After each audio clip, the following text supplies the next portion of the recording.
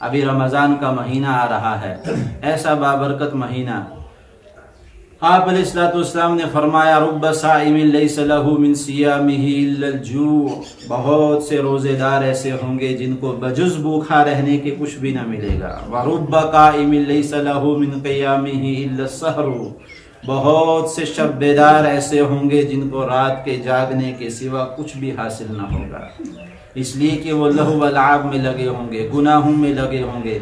जब देखो जवान रोज़ा रखने की हालत में भी पूरा दिन कि उसके हाथ में कुरान होता, लेकिन कुरान नहीं, पूरा दिन और रात उसके हाथ में मोबाइल है। इस मोबाइल ने सत्यानाश कर दिया नौजवान नस्ल का और इस उम्मत का बेड़ा गर्क कर दिया।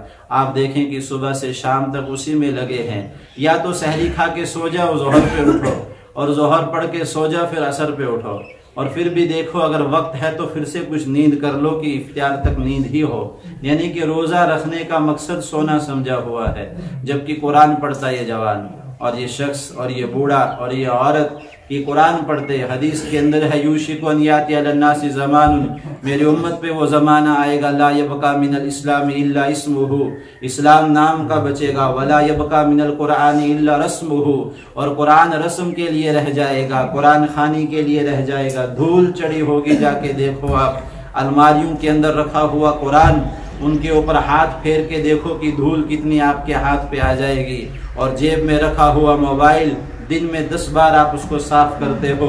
अलमारी में रखा हुआ कुरान, महीना गुजर जाता है कि उसके ऊपर से धूल उड़ाने की फुर्सत नहीं मिलती, और फिर भी कहें कि बरकत नाजिल हो और रहमत नाजिल हो और अल्लाह की तरफ से हमारी मदद की जाए। ये ख्यालस्तो महालस्तो जुनू, बस एक ख्याल है, इसलिए पीछे जो हो गया वो हो गया।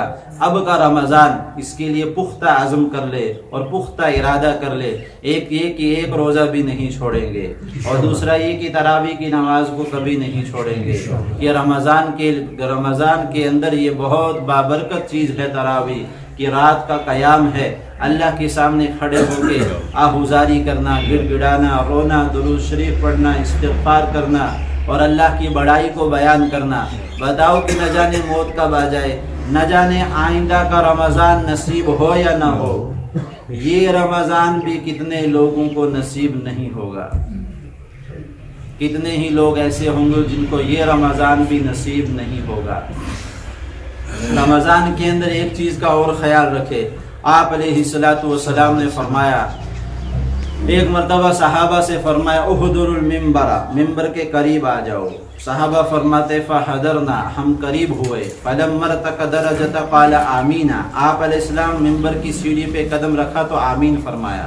फलम्मा रतक दरजत सानियत क़ाल आमीना, फलम्मा रतक, जब तीसरी सीढ़ी पे कदम रखा तो आमीन फरमाया।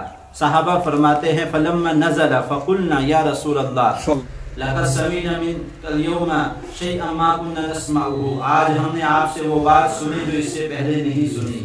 और आप अलैहिस्सलाम ने फरमाया इन्ना जिब्राईल अरज़, जिब्रील अलैहिस्सलाम मेरे पास आए थे और आके कहने लगे